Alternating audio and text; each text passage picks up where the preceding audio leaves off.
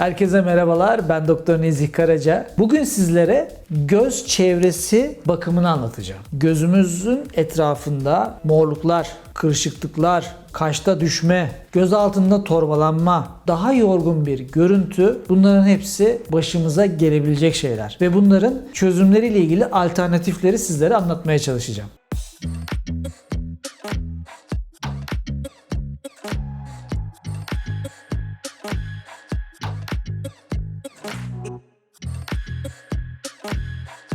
Önce morluklardan başlayalım. Göz altında veya göz çevresinde morluklar niye olur? En çok sebebi genetik yatkınlık. Eğer aileden genetik olarak bir yatkınlığınız varsa daha küçük yaşlarda bile göz altlarınız mor görünebilir. Ama onun dışında özellikle içeriden bazı eksiklikler, kanınızdaki bazı maddelerin eksiklerine bağlı da göz altlarınız morarabilir. Mesela kansızlık. Eğer kırmızı et az yiyorsanız, kansızlığınız varsa, demiriniz düşükse, demir deponuz yani ferritin seviyeniz düşükse göz altınızda morluklar normalde az bile olacaksa daha koyu gözükebilir. Zaten eğer demir eksikliği aneminiz varsa kolay yoruluyorsunuzdur. Bunların hepsini yaşarsınız. O yüzden kırmızı et tüketimine önem gösterin ve kanınızda demir seviyenizin düşük olmadığından emin olun. Gerekirse bir kan tahlili yaptırıp check-up yaptırmanızda fayda var. Ama bunun dışında guatr gibi tiroid fonksiyonlarındaki bozukluklar da eğer bir düşüklük varsa tiroid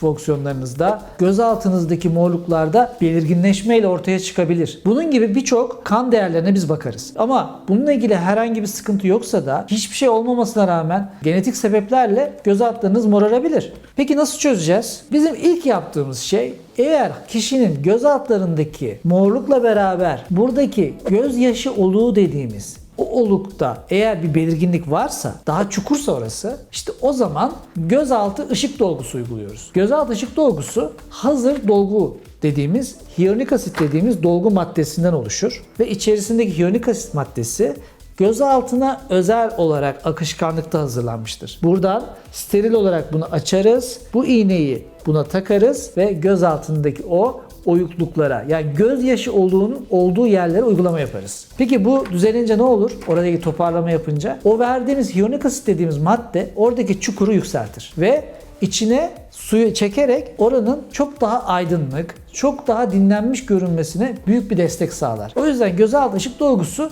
uygun hastada çok güzel etki sağlar ve uyguladıktan sonra ortalama 1,5-2 yıl çok rahat edersiniz. Ama gözaltı ışık dolgusuna uygun musunuz, değil misiniz? Muayene etmemiz gerekir. O yüzden mutlaka muayene etmeden uygun musunuz söyleyemiyorum. Ama uygun hastalarda çok değerli bir şey olduğunu söylemek isterim. İkinci şey, gözaltı ışık dolgusuna uygun değilsiniz veya gözaltınızın problemi için dolgu yaptırmak istemiyorsunuz. Bu da olabilir. Seçenek. Ne yapılabilir? Bu morluğu açmak için bazen biz lazer yöntemleri uyguluyoruz. Fraksiyonel lazerin bazı çeşitleri ayda bir düzenli uygulandığında bu bölgede aydınlanma sağlar, oranın renk tonu açılır. Ama bu işlemi yaparsak da lazer işleminde göz altlarınızda bir kızarıklık ve hafif şişme olur. Her lazer yaptığımızda 4-5 gün hafif kızarıklık ve hafif şişmeye hazır olun. Eğer buna uygunum derseniz lazer yaptırabilirsiniz. Ben lazer de yaptırmak istemiyorum. Ben gözaltı ışık dolgusu da yaptırmak istemiyorum. O zaman size önereceğim kozmetik içerikler olacak.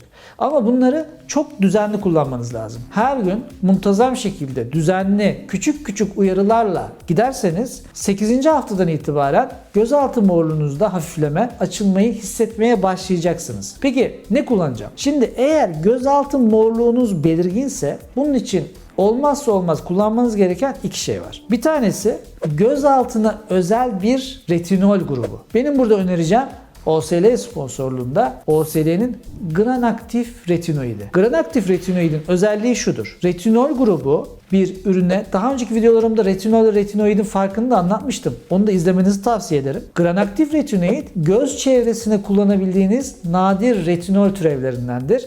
Ve o yüzden tarih riski olmadan gönül rahatlığıyla retinol türevi bir ürünü göz çevresine uygulamış olursunuz ve faydalarını görürsünüz. Bu retinol altın değerindedir. Çünkü kolajeni uyarır, cildin kalınlığını arttırır. Oradaki renk tonunun eşitlenmesi için hücresel yenilenme hızını arttırır. Bunu yaptığı zaman oradaki koyuluğu sağlayan hücreler de gidileceği için hücre yenilenirken sizin gözaltınızın aydınlanmasına büyük katkı sağlar. Bu yüzden biz Granactive retinoidi kesinlikle her gece kullanmanızı istiyoruz. 2. Eğer gözaltı morluğunuz varsa ikinci kullanacağınız ürün OSL'nin Eyelighter serumu. Eyelighter serum ne işe yarar? Bunun içerisinde 3 tane madde var. Bir tanesi kafein. Kafein buradaki hücresel mikrosirkülasyonu arttırıyor. Yani alttaki kılcal damarların dolaşımını arttırıyor. Böylece o bölgeye gelen hücre göçünü arttırıp yenilenme hızını arttırır. Onun dışında yeşil çay ekstresi var. Yeşil çay biliyorsunuz güçlü bir antioksidandır ve oranın aydınlanması da çok değerlidir. Ve son olarak da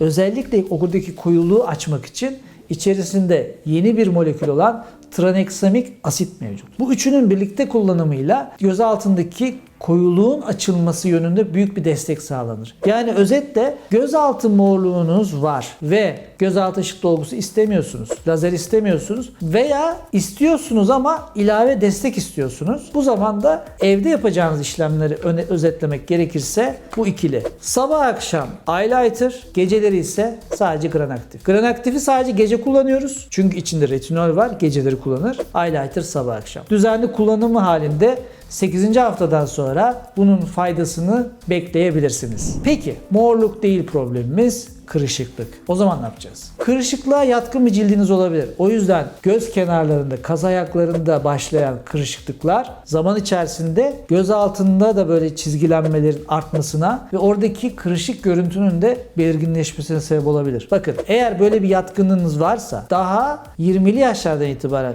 mutlaka her gün cildinizi nemlendirin. Bu bir. 2. Mutlaka retinol türevi bir ürünü günlük kullanımınızda alışkanlık haline getirin. Retinol kullanırsanız her gece kırışıkların tamiri ve yenisinin oluşmasını önlemede çok değerli. İleride daha kırışıklarınız yerleşmeden tedavi etmeye başlar, hep korursunuz. Ama bunlar yetmedi veya bunları yapmadınız. Kırışıklarınız var. İlk yapılacak iş göz kenarlarınızda eğer 30 yaşını geçtiyseniz yapılacak iş botoks. Botoksunuzu düzenli yaptırın kırışıklığa meyilliyseniz. Çünkü o kaz ayakları dediğimiz göz kenarlarınızın toparlamasındaki en değerli işlemdir ve kırışıklarınızın yer etmesini önler. Bakın botoksu anlık olarak sizi mutlu eder ama esas yapma sebebiniz geleceğe yatırım. Yani 5 yıl sonra 10 yıl sonra burada yer etmiş kırışıklarınız olmasın istiyorsanız botoksunuzu düzenli yaptırın. Peki gözaltı kırışıklıklarını ne yapacaksınız? Gene ikinci yol lazer. Bu sefer kırışıklıkları açmaya yönelik lazerlerimiz var. Bunları uygulayabiliyoruz. Ayda bir düzenli 2 veya 3 kere yaptığımızda kırışıklar belirgin şekilde açılır ve 2-3 yıl götürür. Ama yine kızarıklığa hazır olun. Ortalama 6-7 gün sürer. Bazen 8 gün sürer kızarıklık ve ondan sonra göz altlarınız bayağı şişer. Öyle geçer. Ama bunu yaptırdığınızda çok rahat edersiniz. Peki ben evde ne yapabilirim diye sorarsanız bu işlemleri istemiyorum. O zaman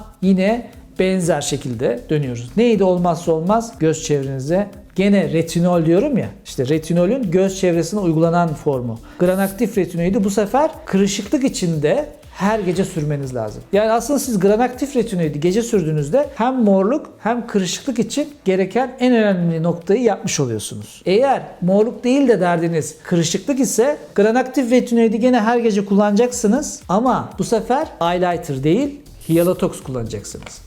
Yani günde bir kez gece bu, sabah akşam Hyalotox kullanacaksınız. Neden? Çünkü bunda da farklı olarak şu var. İçinde bir hyaluronik asit var. Cildi çok iyi nemlendiriyor. Göz altlarınızın neme kavuşmasını sağlıyor. O çekilen hyaluronik asitler kırışıklıkların içini dolduruyor. Ama ek olarak 3 tane peptit var. Ajirelin dediğimiz botoks benzeri peptit ve 2 tane asetil heksapeptit 8 ve pentapeptit 18 dediğimiz 2 tane ayrı bir peptit var. Bunlar da buradaki ince çizgilerin yavaş yavaş açılmasını uyarıyor. Bu 3 peptidin birleşmesiyle botoks benzeri etkiyi göz altlarınızda görmeye başlıyorsunuz. Ve aynı zamanda bu Hyalotoksun özelliği şu. Örneğin botoks yaptırdınız. Düzenli kullanmaya devam ettiğinizde botoksun ömrünü uzatıyor. Çünkü oradaki kasların rahatlamasının devamını sağlıyor. Botoksun etkisi bitse bile Hyalotokstaki peptitlerin etkisi devam ettiriyor. O yüzden eğer kırışıklık özellikli bir sıkıntınız varsa günde bir kez gece Granactive retinoid kullanıyoruz.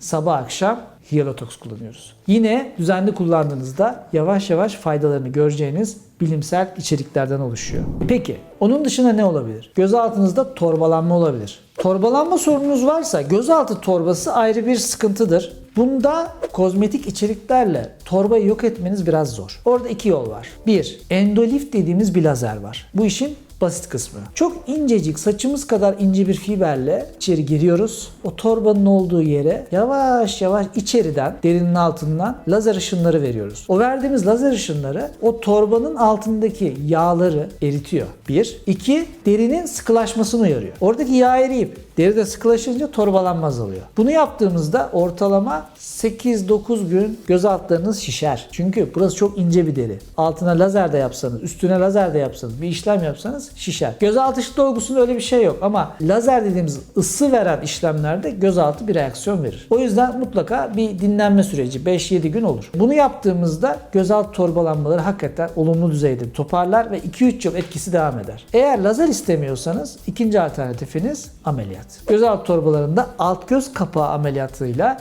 buraları toparlamaya yönelik gerekli işlemler yapılmakta ve fayda görürsünüz. Peki göz çevresine başka ne yapılabilir? Şimdi bakın, kırışıklıklar dedik, çözümünü söyledik. Göz altında morluk dedik, çözümünü söyledik. Göz altında torbalanma dedik, bunu da söyledik. Bir de kaşlarda düşme olabilir. Bu kaşlar düştüğü zaman tabii insanda yorgun bir ifade veriyor. Göz çevresini etkiliyor. Kaşlar düşüyorsa ilk yapacağınız şey daha gençken göz kenarlarına botoks yaptırmak. Çünkü buralara botoks yaptırdığınız zaman hop kaşlar yukarı kalkar. Ve ilk baştaki o yavaş yavaş başlayan aileden yatkınsanız düşüklük botoksla çözülür. Ama 8 yıl ama 10 yıl böyle idare edersiniz düzenli yaptırırsanız. Ama 8-10 yıl sonra artık bir şeylere ihtiyaç duyarsınız. Burada 2 yol var. Bir, biliyorsunuz iple asıyoruz. İple kaş asma. Orada da saçın derisinden girdiğimiz iplerle kaşa doğru ilerleyip kaşı yukarı doğru asıyoruz. Bazen bir iple kaşı asarken bazen de yeni moda biliyorsunuz göz çevresine de gözün kenarına da bir ip yerleştirip bella istediğimiz gözleri biraz daha çekik bir ifade verebiliyoruz. Bu iple mümkün. Cerrahi olmayan yolla bu çözümdür ama ortalama 1 yıl ömrü var arkadaşlar. Yani ip yaptırdığım zaman bana 3 yıl gidecek gibi bir şey beklemeyin. Kaş asmada ortalama doğru yapılırsa 1 yıl ömrü var. 1 yıl sonra aşağı yukarı eski haline döner. Bunun bir üstü ameliyat. Ameliyatla kaş asılabilir. Bu bir yöntemdir. Ama bence ameliyatı her zaman en sona bırakın. Artık bütün işlemler yapılamayacak hale geldiğinde şansınızı kullanın. Ameliyatı o zamana bırakın. Göz çevresine yaklaşımla ilgili düşüncelerim budur. Umarım faydalı olmuştur. Umarım beğenirsiniz. Beni takip etmeyi unutmayın.